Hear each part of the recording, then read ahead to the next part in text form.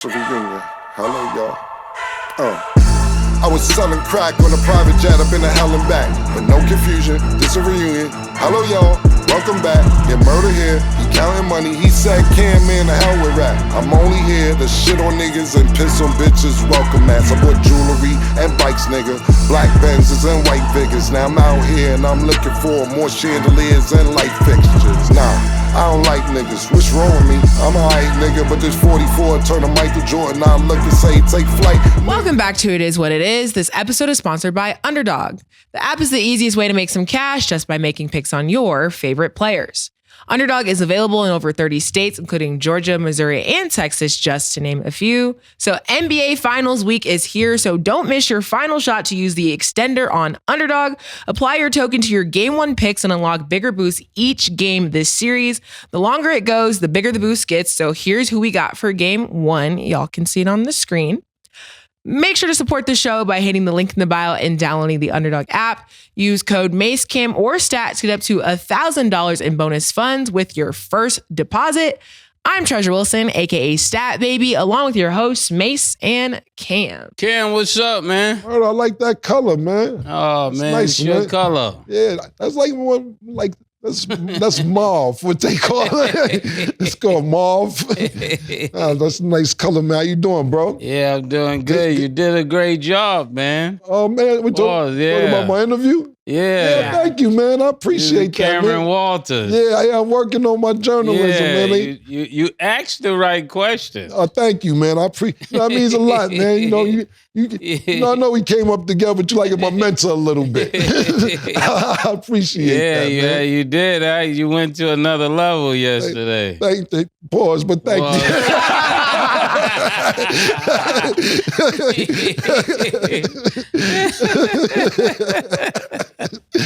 Yeah, Thank that was you, a man. wild interview. Yeah, hey, man, listen. What happened was the reason I even conducted the interview because he was on outlets like CNN and Nancy Grace and Fox News, and I'm like, these ain't the questions. Yeah,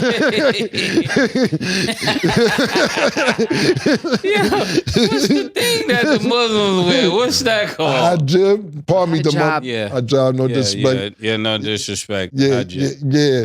You ever seen them around the studio?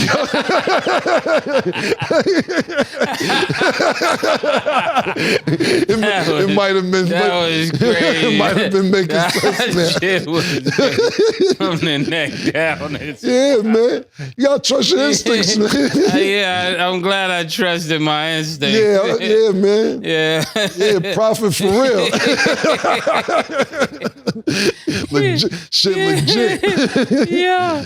No, but I got a really good question for you and all of the rappers that's from New York. Yeah. Do we stop wearing Yankee hats now? Is the Yankee hat hard? That's a great question. Niggas gotta stop wearing the Yankee hat. After your interview, I saw somebody walking down the street with the Yankee hat, and I was like, whoa. That's a good point. The Yankee hat. Yeah, man. The navy blue and white might be over. I'm sorry. Yo, that is a great point. I'm sorry. The Yankee hat might be over. Yeah, you might see Yankee hat and be like, no Diddy, what's up? That's a great point, man. I don't know if niggas ready to go to the Mets yet. Yeah, man. That's a great question, man. We might have to cross over to the Mets. We might have to make it black and silver or something. Yeah, man. Maybe. That was crazy. Yeah, that's a great question, man. I don't know. We got to see. You know what? We might let us know in the comments. Let us know what we should do about the Yankee credit, man. Yeah. And then, Cam, actually a quick question for you regarding the interview. Yeah. Was anything that he said, well, I mean, it was all pretty shocking, but like, did anything really stand out to you that you just didn't expect that he said? Yeah. It's like, because you know what it is seriously, it's like Mase just said, well, not Mase said, but just in general, you hear things about these situations and it's speculation and there's rumors, but to have somebody confirm some of these things is like crazy. I think to be totally honest with you, I said it was a lot, but not to be too graphic. I think the question PT asked, and his answer was the wildest one ever about where they asked him to release himself, because this isn't Talk with Flea. We'll keep it. Where when PT asked him, did either one of them ever give you directions where to come at? And he said, yeah. And I was like, wow, how do you listen, man? I can't be in a room and niggas telling me where to bust a nut at. Like, yo. Like, yo. Hey, yo, my man, you almost done, finished right? Like, yo, my nigga. So I think out of all the questions, if you haven't seen the interview, make sure you also go log into my other show, Talk with Flea. But I think Larry and PT also asked some great questions, but that was probably the most shocking one. Just that he had to, first of all, he wasn't allowed to leave without coming, pause. And he had to come in specific places. That was crazy. Yeah. And That's what he had to do. him being from Harlem, there's no way he didn't know that was Diddy. Yeah. That's what I was thinking as soon as I saw that. Yeah. I was like, if you from New York, there's certain people you gotta. Why you say you know him from King? He went to King. Yo, he said we played against him in King. He said Coach Dave was his coach. What? Yeah, he said 91, 92 was his senior year. And then he played with Sherrod, Rico. Rico, yeah. And that's the year we went to the championship. Yeah. Yeah.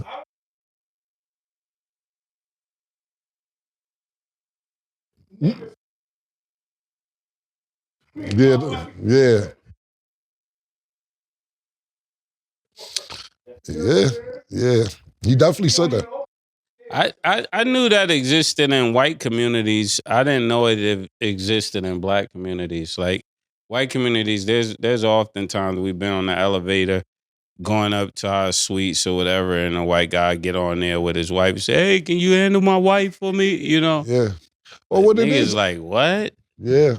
I think what it is, and yeah, 100% correct.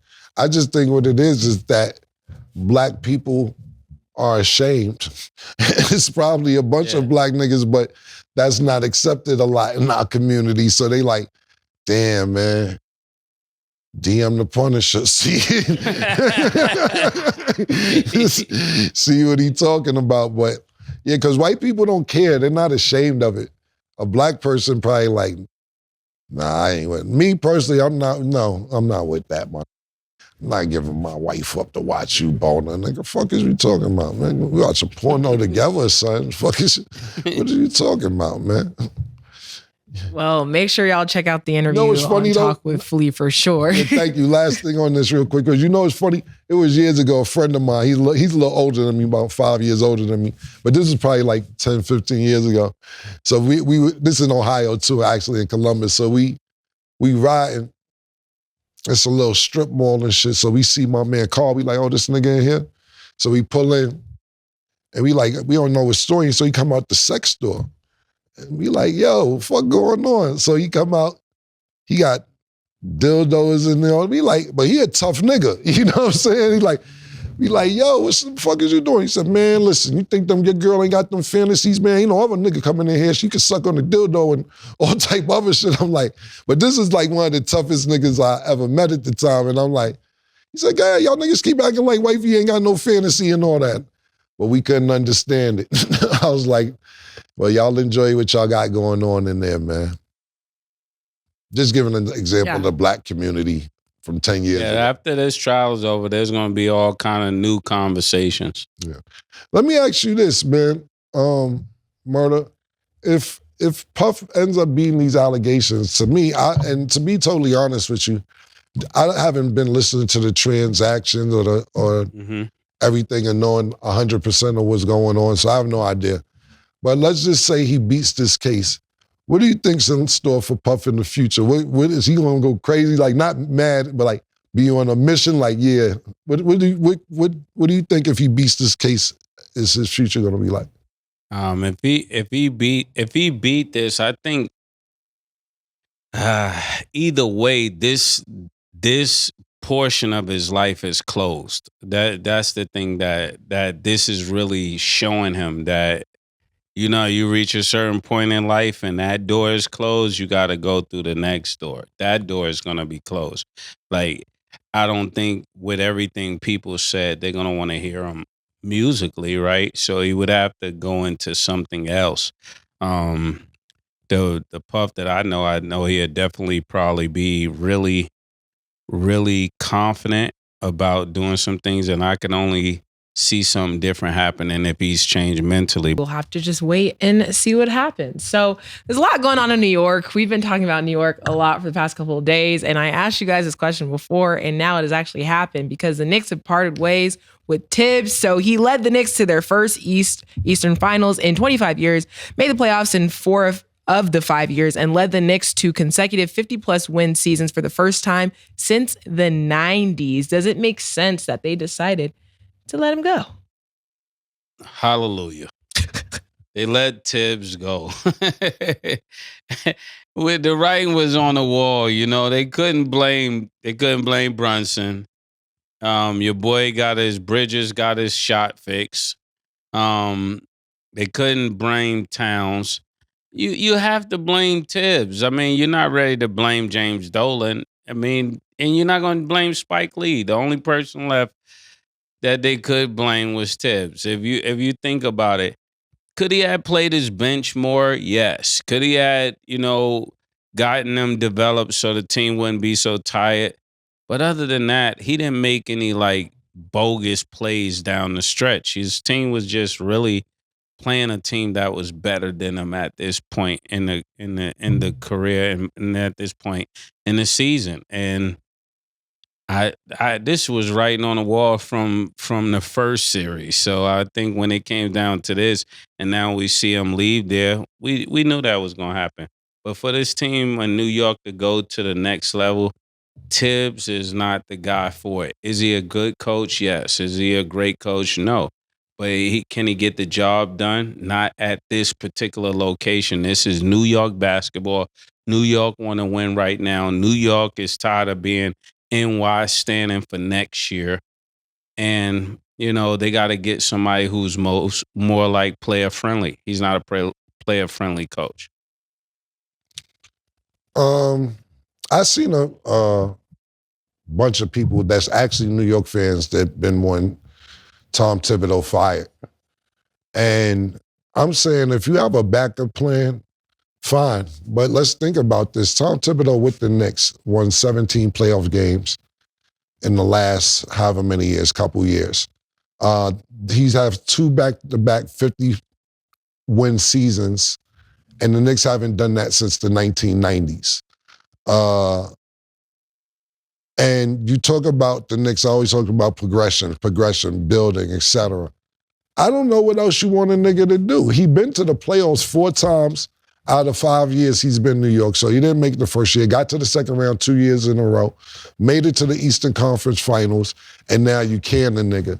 Now, if you got somebody else that y'all want to line up to hire in mind, I dig it. But at the end of the day, if we're talking about what the job he's done with the Knicks, I can't see him I can't see where you want to fire him. Now, Mase is right. I think his style is kind of outdated for certain things, but Jalen Brunson, that's his nigga. And his father's coaching because of Thibs. So I don't know if Jalen Brunson supports this, but I don't know. But the fans definitely don't want Thibs. But if we're talking about just his resume with New York, yo, bro, the nigga won 17. You know how many games the Knicks won before Thibs got there, playoff games? In the last however many years before he got there? 7 playoff games. So from 1999 to 2000, whatever year it was, to when Thibs got there, they won a total of 7 playoff games. And they won 17 playoff games since he's been there. I don't know what else niggas really be wanting from niggas. This is the model of inconsistency when it comes to the New York Knicks. Find somebody to blame. Let's figure out who's going to do the, get them out of there. The Knicks fans in hysteria. We don't want Thibs. Are y'all paying attention to the job Thibs did? Now, now what I will say is that Thibs does run his players into the ground. And that last game against Indiana, them guys look super duper tired. I was like, even if they win the series, it's not going to even be a competition for OKC because these guys are tired. But at the end of the day, if we're talking about strictly what he's done since he's been with the Knicks, it doesn't make sense. Now, as a Knicks fan, not me, I'm talking about Knicks fans, they want him going. Nick in the control room wants him going. Sin wants him going. Nick want him going? Nick want the nigga can, man. Come on, Nick. Yeah, Nick told me.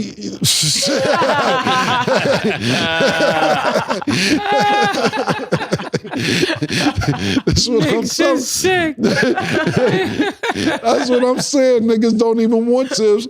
But if you sit there and say, look at the job he's done throughout the years, they don't even want to hear that. They say Thibs is the problem, when to me, the bench may be the problem, where they don't have any depth. Is that Thibs' problem? No, that's not Thibs' problem. Thibs is the coach. He's not the GM. To me, it sounds like ownership probably called for this to happen, because you got to think about this. Leon Rose is the GM for the Knicks. Leon Rose used to be Tom Thibodeau's agent. So you know he got a great relationship with Tom Thibodeau already. They have a great relationship. To me, this sounds owner-related, like, yo, it ain't gonna happen without him.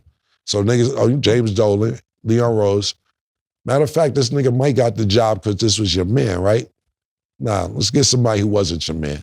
Yeah. So I get it. A bunch of niggas been calling for Thibs' job, but if we're looking solely on what he's done for the Knicks since he's been with the Knicks, it doesn't make sense whatsoever. Especially getting to them Eastern Conference Championship last time in 26 years, two back-to-back 50-win seasons, which that hasn't happened since the 90s, and winning 17 playoff games since he's been there, when they haven't won 7 in the last 25 years. Make it make sense. Make it make sense. Yeah, when you stated about what do they want from Thibs, they want to win, killer. New York fans are like baddies, right? It doesn't matter what you did last year. They need it today. Like, what happened last year, we celebrated for that already. We're here today. We need you to win today. And when you think about Thibs, that's what people are asking for. They're like, man, those 50 wins, killer, you talking about, that's great. But if we're right here with loaded talent, we got OG, we got Karl Anthony Towns, and we already was against this team last year, we shouldn't come back with 3 new better players and still lose to the same team. What do you think about that? Well, I think you're 100% correct, because based on New Yorkers and expectations. Yeah, that's the word I'm looking for. Based on expectations, I think that you're 100% correct. But to the baddie point, it's like the same thing. Sometimes you got a bitch you training that you want. She's starting to do the things I like. Yeah. Okay. She's like, she know I want my tea at 7:30 in the morning. She know I need my dick sucked at 11. Rub my back when I get in from work and turn around, let me hit. She's learning. Okay, she's getting it. And now you like, you know what? Your feet stink. I don't want you no more. And now you're going to get a new bitch, and if she don't already know all the shit you've been training this bitch to do the last 3-4 years, you starting all over with a new bitch that don't already know what you want. So yeah, it is like a baddie, but be careful on the new baddie you get, because she might not be house trained, and she may be worse than what you've been doing with the bitch you just got rid of. And then you miss the old one. And at that point, sometimes it's too late to call the old one back. You missed the one with her feet stink? If she did everything else that she wanted her to do, you might be able to sacrifice the feet. Yeah, and you can just tell her, I'm going to help you out. You might wash them joints. Listen, I'm going to be honest with you. It's this girl, right? This is my homegirl. That's why I'm laughing, because I know if you said it. Yeah, no, this is my homegirl. I wasn't even, we had sex, but it wasn't like no relationship. It was an accident we had sex. It's like one of them. That's not your homegirl. Yes, it is. We only had sex like twice. It was an accident. It was an accident. She come in right now, she gonna be like, that's my nigga. And if I have a girl with me, she ain't gonna say nothing. She gonna be cool with all that. That's my homegirl. But what I'm saying is, I told her, I'm like. Were y'all drunk? Was we? Maybe. Would it be an accident? Nah, one of them joints, you ever see Boomerang and Marcus Graham on the couch with the little it's just, yeah, Star, I'm a Trekkie. Oh yeah, it was one of them I'm a Trekkie joints where You can't believe you're doing this. Yeah, one of them where I had just fall on my lap by accident in the middle of the movie. One of them joints. But what I was saying is, this is how much she my homegirl, is that she's a little musty a couple times, and I said, she like, get the fuck out of here, Cam. I'm like, yo, my nigga, if you wasn't my nigga, I would tell you, like, me coming from the gym, she came back with some medication deodorant. I didn't even know they had medication deodorant, but she took word to it. So it was like, that's my nigga. So sometimes you can have communication. If you don't like somebody, like for me, I look for shit from bitches. If I like a girl, I start looking for shit not to be like her no more. Like, why you breathe like that when you sleep? Like, let's just think for shit to be like, I like her too much. Let me find something not to like her. But when you have that communication, that's really what relationships are about, to last. When you could talk to somebody and have communication and be like, yo, nah. I don't like the way you frying the chicken. Or I don't like the way you doing that. So, especially me, like sexually, I communicate during sex. I'm too old for you not to know the tricks that I like. You know what I'm saying? I can't have you figuring it out. I'd rather tell you now and see if you could get it and then move on. But that's great communication, because when it comes to me, and this, I know people laugh sometimes, but this is a serious topic for me. If you don't have great sex when you're having sex, but you like the person, it's a frustration. But you can sit there all you want to have every car, everything else, but if you're not getting pleasure made, especially at a young age, you're like, yo, you're gonna end up going to do what you got to do eventually, in my opinion. Not you, I'm just saying females in general. Everybody's different, but that's a good analogy, so I see where you're at with that. No, I agree. Listen, man, you know what works for you. I'm just wanting the female's perspective on that. Yeah. So Mase, you brought up New York fans, they want to win now. You related it to the baddies. The baddies want the money in the hand right now. So if the New York Knicks want to win right now, what coaching options should they be looking at? I told you already, if y'all are listening to this show, it is what it is. There's only a few people that can help you to win. Definitely, we're looking at Mark Jackson. It's going to be a black coach. I mean, I wouldn't even be mad at Sam Cassell at this point. I think it's about time Sam Cassell get a shot. And if they want to trade, you know, like they trade Doc Rivers, maybe they trade Tyrone Lewin. You're gonna need somebody that's really player friendly when it comes to these players, because the type of way that they play, they need a coach that understands a point guard, but also somebody like Sam Cassell, I think, would be an excellent fit, because he's won championships, he played on championship teams. And he understands what it'll look like to play as a championship guard. And I think just them little nuggets that comes with winning, he can transport to Jalen Brunson, and they could turn this team around. Well, I'll tell you one thing, from the Knicks fans that I've been speaking to, including Nick and Sin, they want Mike Malone. They think Mike Malone could fix everything wrong in New York. This is who the New York Knicks fans want. Mike Denver Malone. Coach? Yeah, he's a former Denver coach, yeah. But this is who they want. They feel he's a championship coach. They feel he's the reason that he's not in Denver, because the players didn't want to listen. They need a little discipline, and he knows how to win championships. This is what I hear from the Knicks fans. I wouldn't be mad at Mike Malone. But I think another name that's not being thrown out there that might could be thrown out there, and this guy actually led these guys to a championship, is Jay Wright, the coach from Villanova, who's now an announcer. You got to realize he coached Jalen Brunson. He coached Josh Hart. He coached Mikal Bridges, all to 2 national championships in college. We know college is not the NBA, but he knows these guys just as well as anybody else, and he probably knows what to get the best out of them. So, pause. So I would go with those 2 names if it's going to be any names. I'm not mad at Mike Malone. And Let's start throwing Jay Wright in there because I think Jay Wright left college to possibly look for the right opportunity in New York. And this may be, not New York, in the NBA. And this might be the right opportunity in New York. Yeah, I think they constantly be looking over like black coaches, especially young ones. When it came to what is his name, Alvin, that was coaching the Milwaukee Bucks at the top of the year before Doc Rivers got there. He was doing a stellar job. Doc come in and change up everything. It's a lot of good talent when it comes to young black men that are coaching, and not just because they're black, but I don't want to look over them because these guys are playing these roles of being great assistant coach, and they need their shot like everybody else. We've seen the same thing that happened with Emmanuel Udoka, right? Emmanuel Udoka, and then he leaves there, and the coach comes in and win a championship. Even though we don't think that he's a great coach, he actually got the job done. He was able to do what many people are not able to do, and sometimes that's what it needs is just a fresh face with a fresh approach. And that's why I mentioned those names. They gave a lot of black niggas chances with the Knicks too.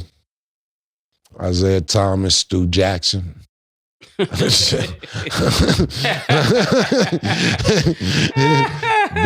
nigga. I forget what's the bald-headed nigga? Yeah, Herb Williams was coaching for 2 minutes. They gave black niggas they chance with the Knicks, man. I ain't gonna That's what Dolan was thinking when I said that. Yeah. Come on, my nigga. You from New York. You know we gave a few niggas a shot. Yeah, Lenny Wilkins, those type of niggas.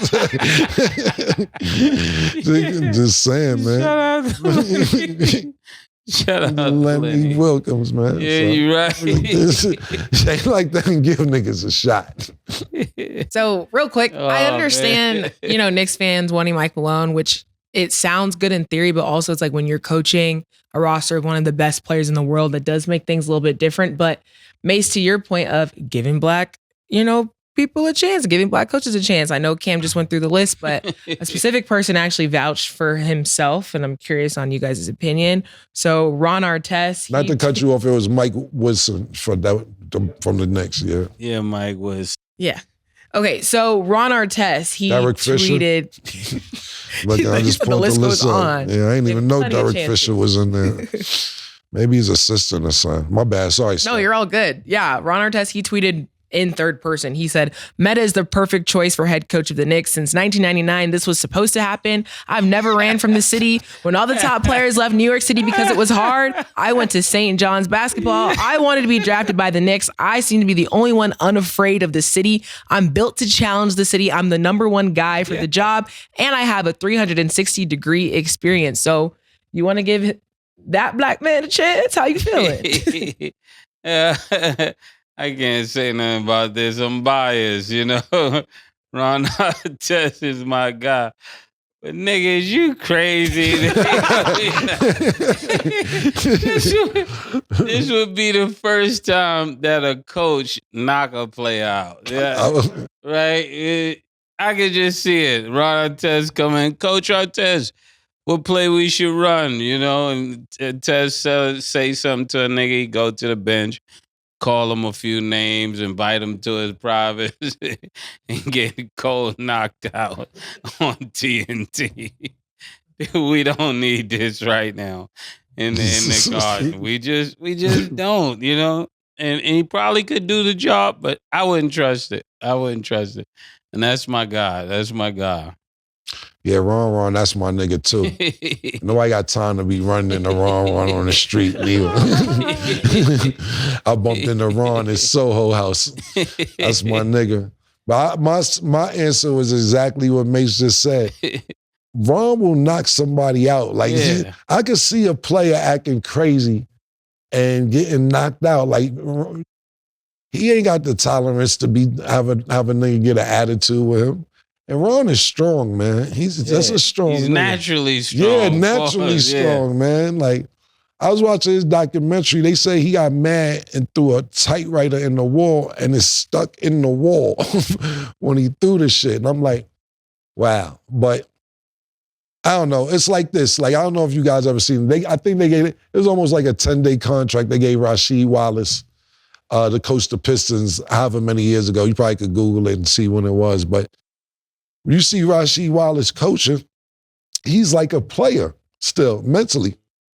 Somebody score, he got the suit on, he running up, giving the niggas on the bench high fives. Nigga dunk, he falling in niggas' laps on the bench, you know what I'm saying? Like, he still had a player's mentality. It looked fun when you watching it from the sideline, but I'm thinking as a GM or owner, he's like, yo, was he doing chest bumping niggas every other play if he's supposed to be the coach? He on the bench giving niggas fouls and everything. And I thought it was funny, to be honest with you. I don't even know if he won or lost those games. But I'm not sure. I don't want to damn play and act like Ron can't do the job. And I'm not going to sit and act like he definitely could do the job. Yeah, and I'm not sure if he has controlled his temper to where he could tolerate somebody getting mad or yelling at him or something like that. But I don't know. I'm just talking to him crazy behind his back. Yeah, exactly. That's the point. I don't know where he's at today, but I know Ron, I know you're not going to talk to him crazy. You're not going to say nothing slick. You're not going to say nothing about his back because if he finds out, he's going to approach you about it. But if I will say anything to what he said, that nigga definitely is New York. This is a nigga that got an NBA contract and went back Queensbridge and said, give me the whole 6th floor in the projects. So if we're going to talk about somebody being New York, that's the silver lining, I could say. He's definitely New York. And then just for like a little bit of point of reflection before we go to break, because we've seen that there was a couple coach firings this season, obviously adding Thibs to the list. In your opinion, Mase, going to let you go first. Which one made the most sense and which one made the least sense? Just going to read a couple. So we had Thibs, Budenholzer for the Phoenix Suns, Mike Malone for the Nuggets, Taylor Jenkins for the Grizzlies, and Mike Brown for the Kings. Which one made sense to you? The most sense. Which one made the least sense? None of them did not make sense. When they got rid of the coach in Memphis, they had to do that. There's too much talent on that team. I know a lot of times people see it the wrong way. When they added Edie onto that team, they had Jacksons, they got Ja, they got the shooting guard Bangs. You know, they got enough to get way more done than what they accomplished this year. I think they supremely underachieved, so that coach got to go. Phoenix is the biggest debacle of all time with 3 superstars on the same team. You got to get rid of that coach. So who else you're looking at? The Kings. Yeah, this the Kings, is another team. I could cut them a little bit of slack because there was a lot of transitions on this team. This was a team expected to do work, but once you started trading Fox and all that, so if I had to pick somebody that's the least, it would be the Sacramento Kings. But everybody else, whether it was Mike Malone, that's why I don't understand. If he lost the locker room, he lost the locker room with champions, and therefore he got to go. I don't know what happened, but I think they was making some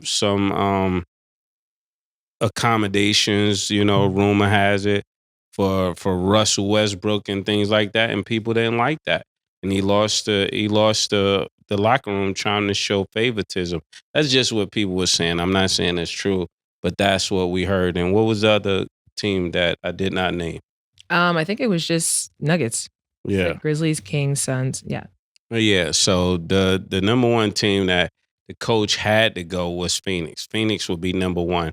And then when I look at how this Denver team underachieved, it would be number 2 to me. But then you got Memphis and then you got Sacramento. But all them coaches should have been fired. Not one of them was it a mistake that they're gone. And if they do this again, they should be gone again. I think for me, the one that makes the most sense is the Phoenix Suns. Only thing that I would say about that is that y'all firing coaches every year. They have a new owner over there, and I know he's young and he wants to win now.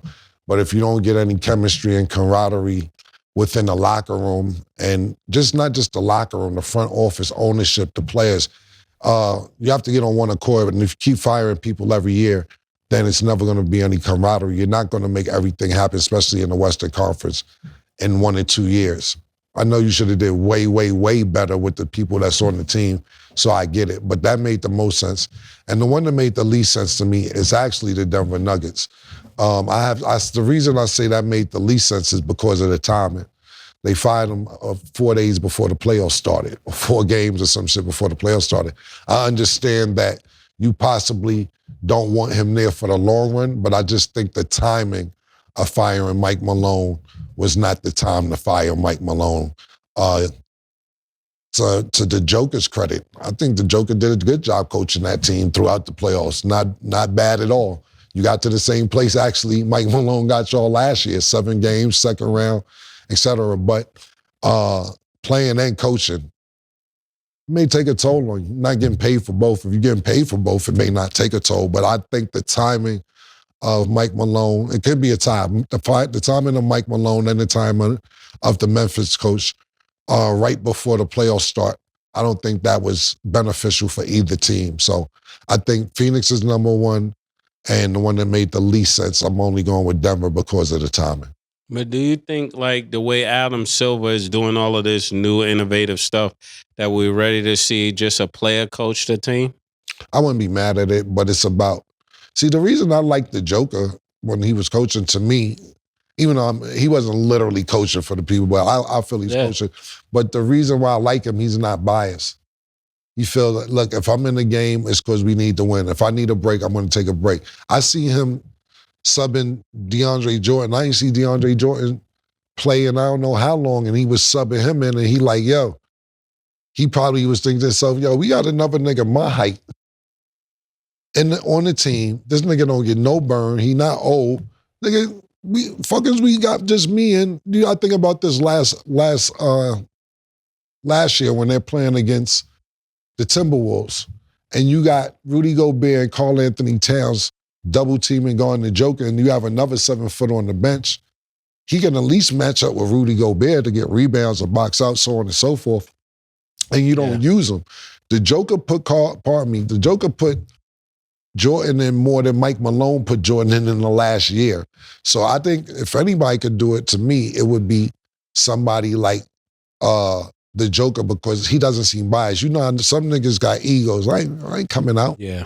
I'm good, nigga. If I come out, we definitely got going. 5 fouls. Yeah. Trying to stay in the game. Yeah, 5 fouls in the second quarter. So, you know what I'm saying? So it has to be somebody who's mindful of winning and not being personal about it. But I don't know anybody off the top of my head that actually, outside the Joker, who's that level-headed.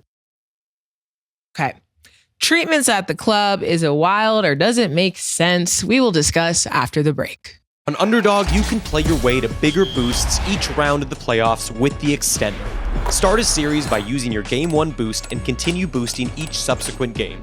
The longer the series, the bigger the boosts. Underdog, the best place to pick playoff basketball. Welcome back. So as we know, Thursday NBA Finals begins. We got OKC versus the Pacers. Underdog, going to switch it up this time, has Alex Caruso at 14.5 points, rebounds, and assists. Do you have him higher or lower, Mase?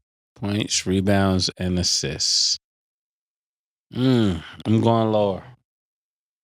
I agree. I'm going lower. Okay. Andrew Nembhard is at 15.5 points and assists. Do you have him higher or lower, Cam? Lower. Higher. Okay. And Benedict Mathurin is at 7.5 points. Do you have him higher or lower, Mase? Higher. I'm going lower. It's the yellow gang, man. I might wear my yellow cowboy hat just for the series, man, because I don't want it to be a surprise. I like OKC, but I'm feeling Indy right now. Pause. You picked OKC, Mason. I know, but the game ain't started yet. I got the right to change my bet.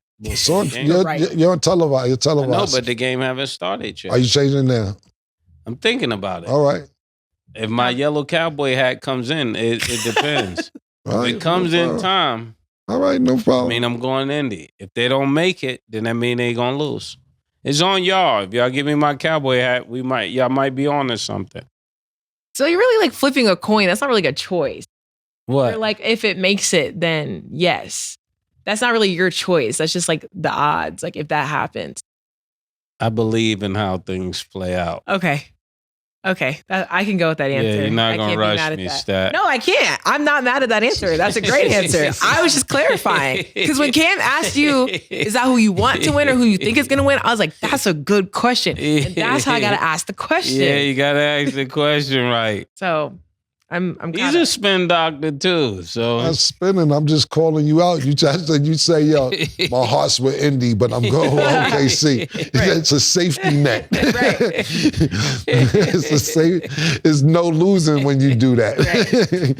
Definitely learning. You gotta learn the niggas. Don't let that nigga think he really from Florida. And that too, while we're at it. Learn some all the time. Okay, so LeBron James reportedly used to get treatments while at the club. When I say the club, literal club, Mario Chalmers shared the story saying, I tell people this all the time. Bron would really get treatment if we was in the club. He would literally have something on his knee or something on his back inside the club. Once somebody's doing that, that's real dedication to just be in the club with treatment, ice therapy, or whatever. He's always got something that's recovering, making his body recover. Obviously, we hear stories of LeBron and his treatments all the time. At the club is a pretty crazy story. What do you think, Mase, of that sort of dedication? Oh man, I think the people would probably be super happy that LeBron is in the club, especially as he's in there with ice on his elbow, ice on his knees. But if you really think about it, if you got to do all that, you might not need to be in the club. You know, can you imagine you just in the club and you in a section and somebody wrapped up in ice? Like, I mean, it's good for him, but I don't know how to really take that. Stat, what would you think? You in the section, they bringing ice, people rubbing his back, they moving everybody out the way. It's like, get a room, man. Yeah. At that point, I agree. I'm going to let Cam go first, though, to get both of y'all's. But he could do it. Yeah. It's Miami. I think that's real dedication. I agree with Mario Chalmers, man. I think that this is why he's playing so long.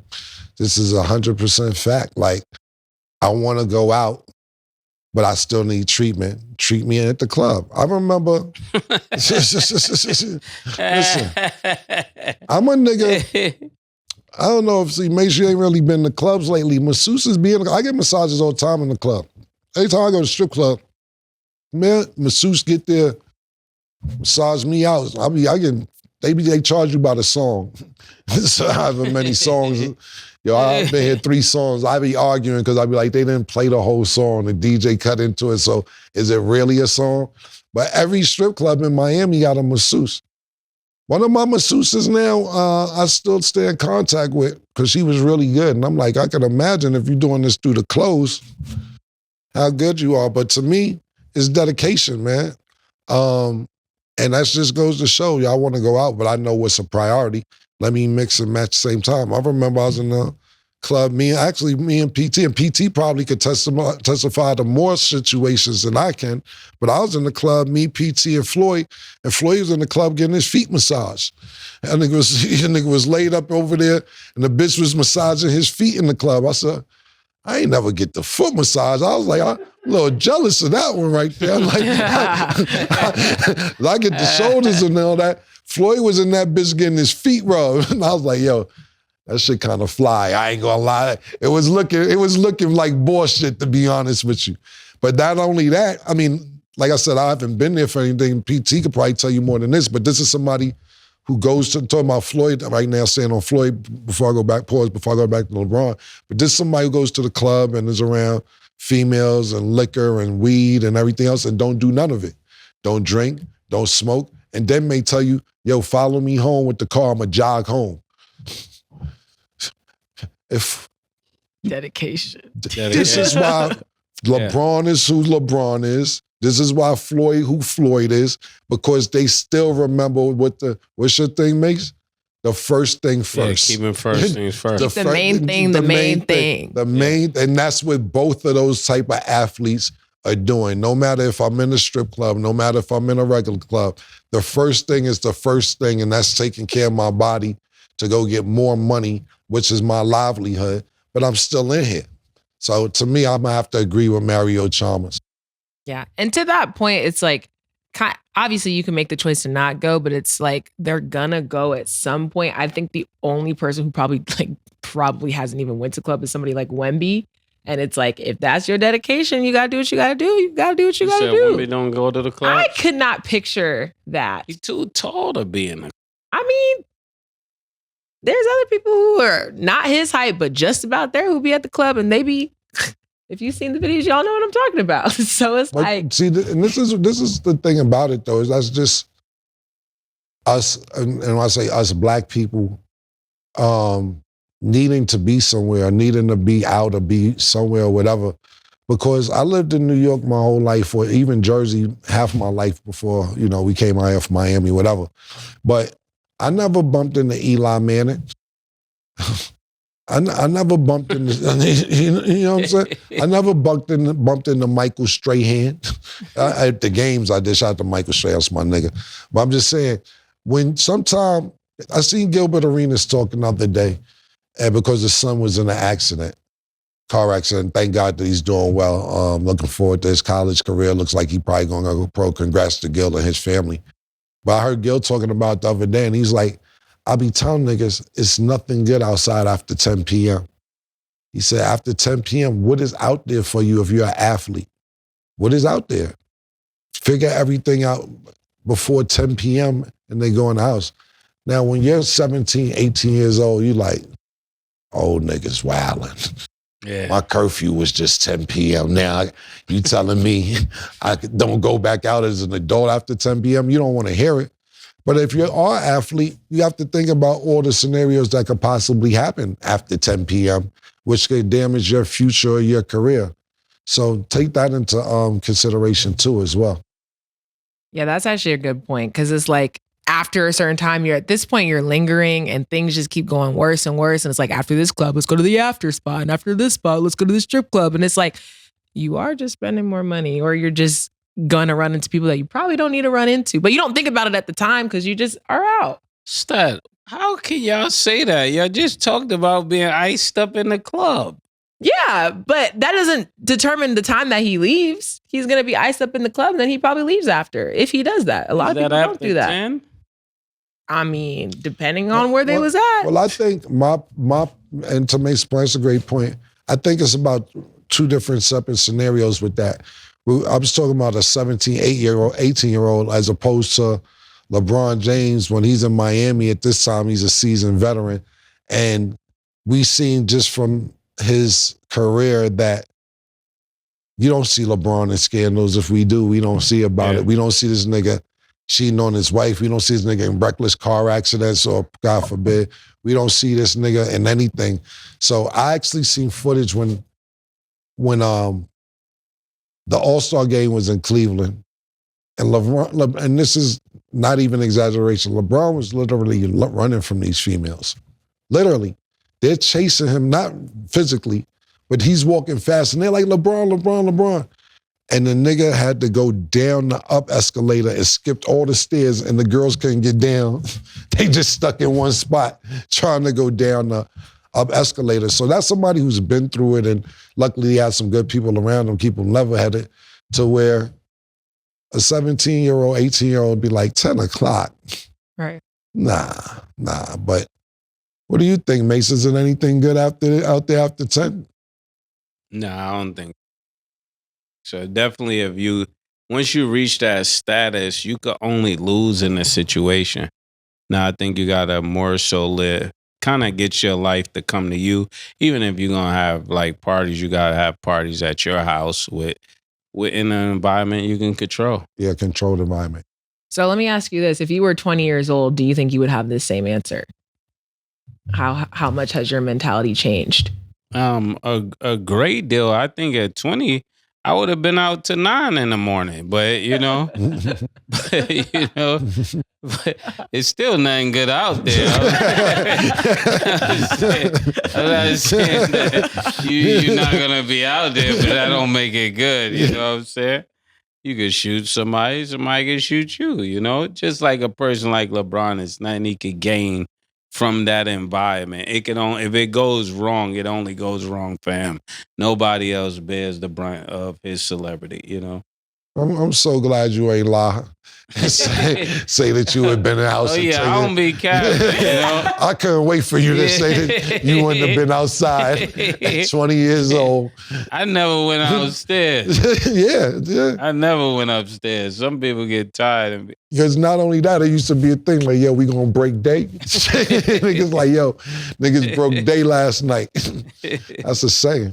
See, this is a question I got to ask more because when I ask y'all questions, it's your mentality now. Because I didn't know 20-year-old Mase. I didn't know 20-year-old Cam. So I know Yeah. And then honestly, now I'm just curious for you guys, as far as mentality and how you guys think, like just for each other, do you, and obviously like I kind of know the answer, but do you feel like it's drastically changed for how his mentality is and then Cam for how Mace's is?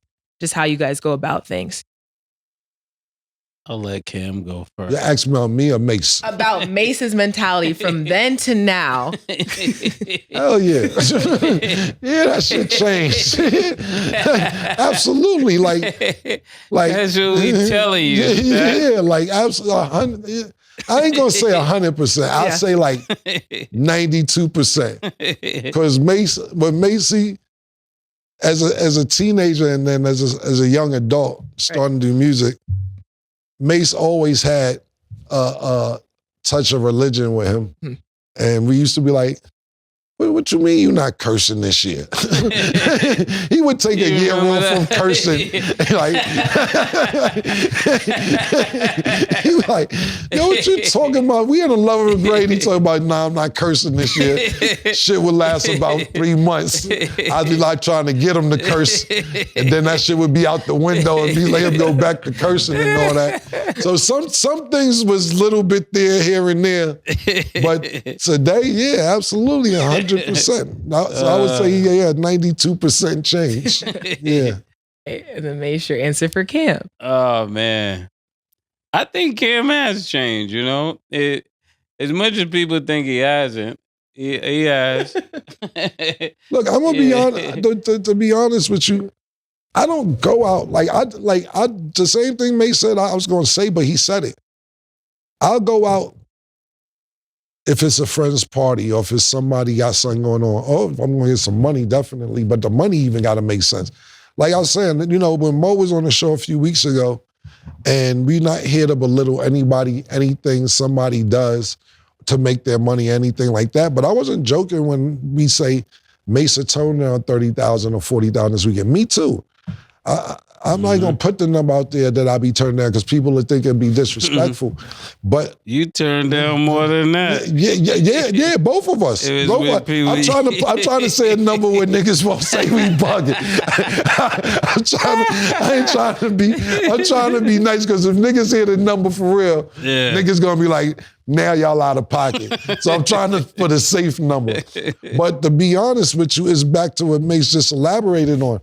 To me, why would I risk going out for a certain, and don't get me wrong, that's why I said I don't really want to say the amount, but let's just say 30,000, because I don't want to belittle that amount, and some people work for that all year round. But for me, why put myself in a situation to where, okay, I'm going to be in a nightclub where this could happen or that could happen. It's not in a good location. Anything could pop off. It was a shootout there 2 months ago. Why would I even go there? The real reason about a lot of things, to be totally honest with you, sometimes a lot of things my son puts me onto. And when I say put me onto, he's such a smart person that I think about him sometime before I do certain shit because he'll be like, but did that make sense? And you'd be like, but listen, hear me out. And then you tell him the answer, he'll still be looking at you like, so that answer made sense to you? Because it still doesn't make sense to me. And then you be like, yo, whatever. Because a lot of niggas that's my age or younger than me, a little younger than me, that be going out every night, they don't got kids. It's a different responsibility when you have kids and you got, especially teenage kids or young adults, and they be like, so you thought that was necessary at this age. You get what I'm saying? So, and then a lot of times to me also, you got niggas who couldn't do things that they could do now that they couldn't do when they was 20, 25 years old. So now you may have a little money, You may have a little celebrity, but you was nobody when you was 20, 21. So now you're making up for lost time for what you couldn't do when you was 20 or 25 or 30 years old. So now you're trying to catch up for things that you could have been doing. And to me, it's just like, doesn't make sense. A lot of times, even if I do a walkthrough, I do a walkthrough just so my niggas could get the money. Like, not give them all. Of course, I'm going to take something, but I don't even be doing walkthroughs. But if it's somebody I fuck with that can make a couple dollars and I could be somewhere for an hour and have a drink or two, cool. But it's so many places, weekend after weekend after weekend, that I turn down because I'm like, it doesn't make sense for me to be there at this point in my life. Very really good conversation, because I learn something from y'all every day, and it's cool to hear. And I also like to see you guys' growth, even though I don't know y'all from when y'all were 20s, but I know y'all now. So it's cool kind of seeing the stories that you guys share, because and we're documenting yours right now. Yeah. Sounds scary, but yeah, you guys are. So it's cool. It's cool for me, cool for y'all. Love being here. Y'all know it every day. But that is all the time that we have for today. Thank y'all for watching. And as always, it is what it is.